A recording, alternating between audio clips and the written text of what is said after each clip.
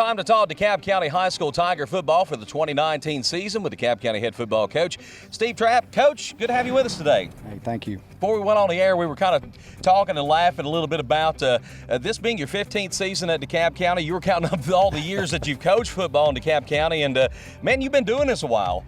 Yeah, like I told you, I'm only 41, and if you count all the years that I played and have coached, there's only been 7 or 8 years that I haven't been a part of DeKalb County football. I mean, I'm a homer, yeah, and I've said many times if I wasn't coaching here, I wouldn't be coaching at all. I just have a lot of pride, where I'm from, and I hope that comes out in the way my program is run as well. Coach, over the years, when you think back to the 15 years and maybe think about some things you've adjusted, things that you've learned, the ways that you've grown over those years and how you've changed in regards to the program. Well, I mean, the first 3 years, I didn't have a clue. I'm not afraid to admit that. I coached junior pro for 6 years, so one thing I did know how to do, though, is work hard. Right. And I think that's something that we have done every year that we've been here. Learning process, being more efficient in what we do with the way we practice, the weight room stuff, managing these mindsets of these teenagers. That's a constant battle sometimes. Right. But when I come in, when they actually offered me the job, the one thing I told them is nobody would outwork us. Yeah. And I want to make sure that we continue to hang our hat on that thought process here at DeKalb County. Coach, the last couple of years you've been pretty young. You played a lot of freshmen, a lot of sophomores, and a lot of times when you do that, you're going to take some lumps, and you guys certainly have. Even though you made the playoffs now 8 years in a row, including those last 2. But this year, maybe you look at this roster. I know you only have 7 seniors, but you got a big junior class and a lot of kids that have played a lot of football. How's it going to be different in that regard this year? Well, I mean, this is kind of the process that we've been through a couple of times. If you think back, the 08 team, 3 years after I got the job, there was a lot of freshmen playing those first couple of years. Then you look at the 12 team, in 2010, those guys went 3-7 as freshmen and sophomores. Right. In 11 and 12, they had a historic run. Then you look at that 16 class, the same thing with Stephen Jennings and a bunch of those guys. They were in there as freshmen and sophomore, going 5-5 and 4-6, getting into the playoffs still. But then those last 2 years as juniors and seniors, really made some hay on the football field. So we're in that realm again.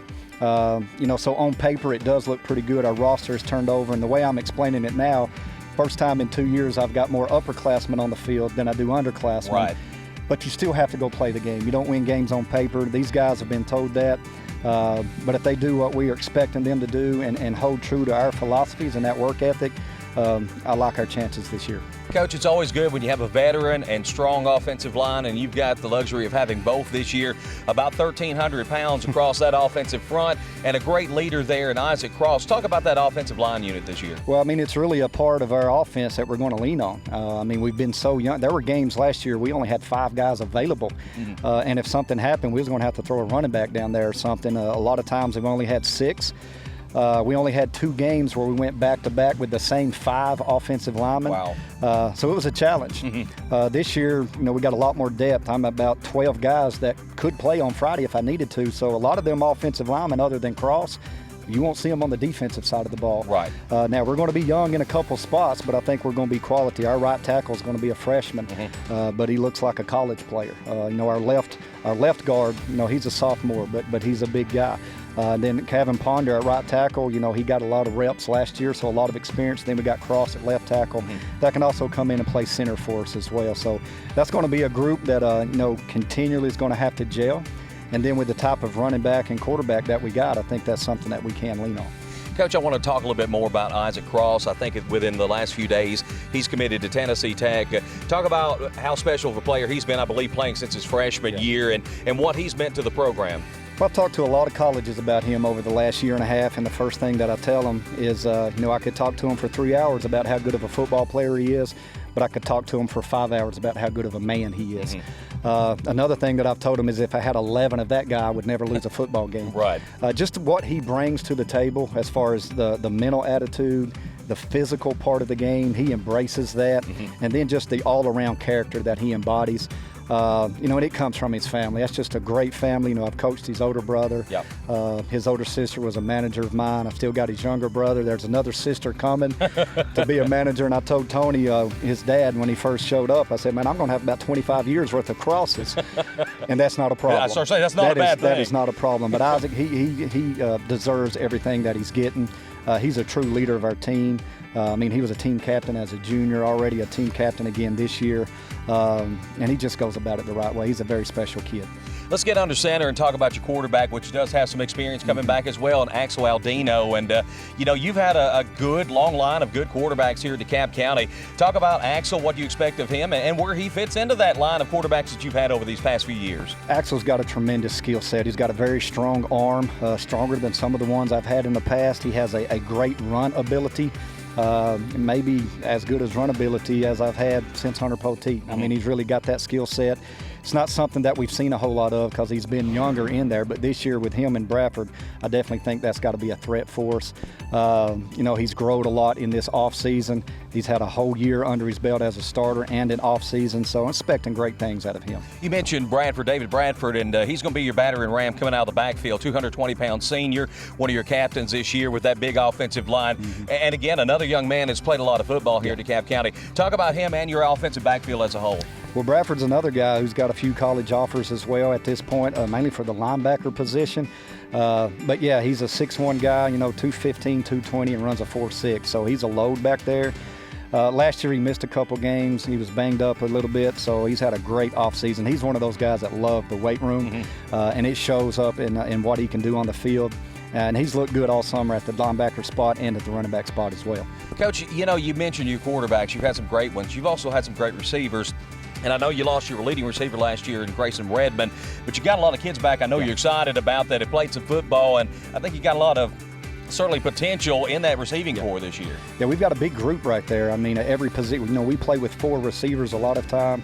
I've got 2 at every one of those spots, and in some of those spots I've got 3 that I feel good with out on the field. So what that's going to allow us to do is some of those guys, they'll be backups there, but they'll be playing defense. So, we only got 44 on the roster at this point, but not a lot of two-way guys right now, but we do have some quality depth in that as well. So there's going to be some names that, again, if they live up to their potential and expectations, that really haven't heard a whole lot from, but this is the year that they can break out. You mentioned you don't have a lot of players that are going to go two-way this year. As I address the defense, I want to talk about that because sometimes in a position of a DeKalb County school, you have to play players two ways, and I know you only have a handful you're expecting to have to do that this year. Talk about the defensive side of the ball and how that's going to help out on that side, them not having to flip-flop on both sides. It's a big thing, because a lot of times offensively we want to get some tempo and maybe go fast, and then if that don't pan out well, you know how you got to get that first down. Think of Auburn. If you don't get it, then your defense is right back on the field, and if they're playing both ways, then they're pretty tired. So it's just beneficial if you can do that.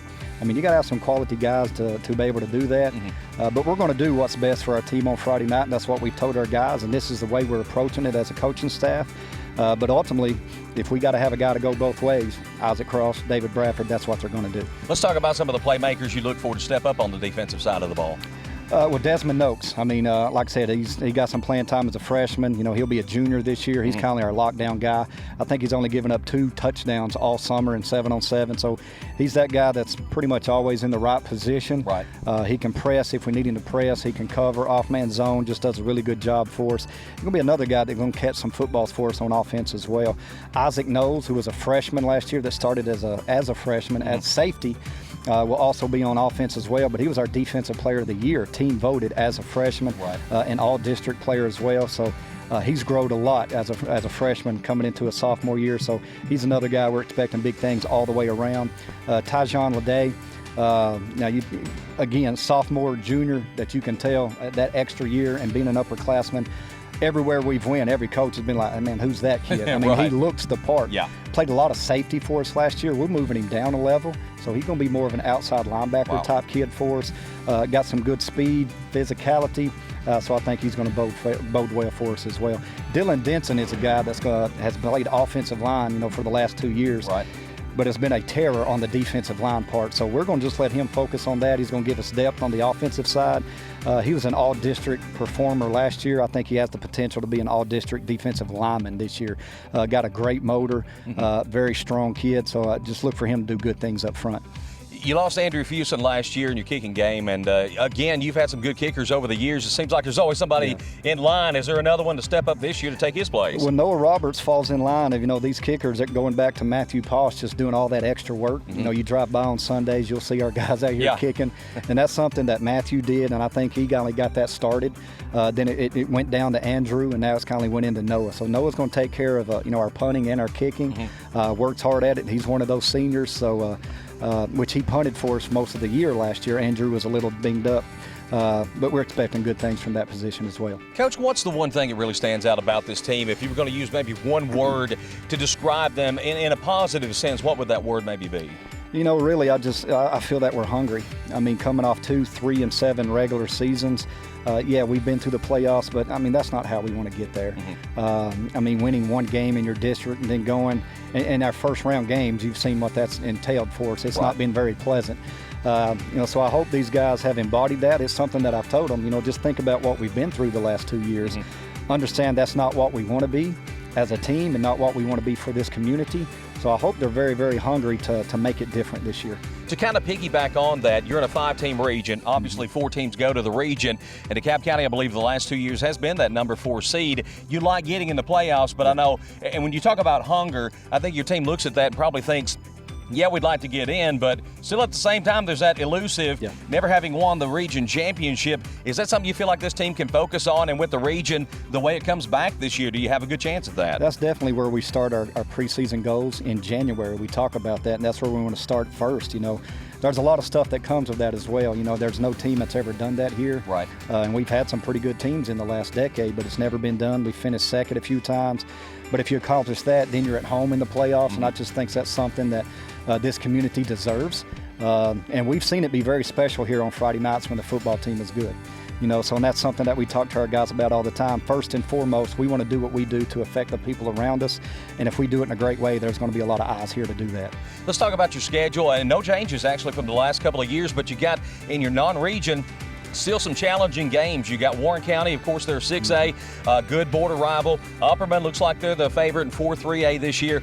Watertown, you don't expect them to take a huge step back. A challenging schedule outside of region that I think on the whole is going to be better this year. Yeah, definitely. I really like our schedule. We were fortunate enough with this schedule change, after 2 years, we got to keep everybody that was on it.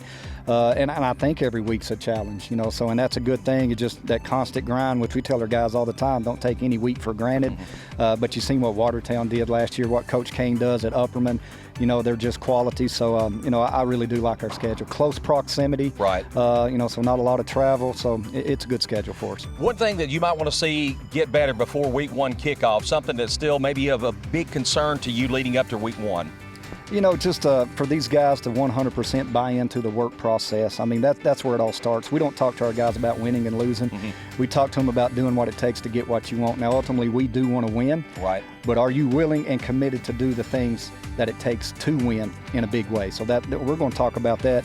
I don't care if we go 10-0 or whatever. We're going to talk about that each and every day. Well, Coach Steve Trapp, I don't think there's going to be an 0-10 for sure. Very excited about DeKalb County football. A lot of starters coming back, and always an exciting time of year. I know you're excited about this year's team, and we wish you luck throughout the season. Hey, we appreciate it. Thank you. All right, be looking for the DeKalb County Tigers throughout the season on Football Game Night on DTC Sports. You can check our website, dtc3.tv, for more information about the 2019 DTC3 football broadcast schedule. For Steve Trapp, the head coach of the DeKalb County Tigers, I'm Tom Duggin for DTC Sports.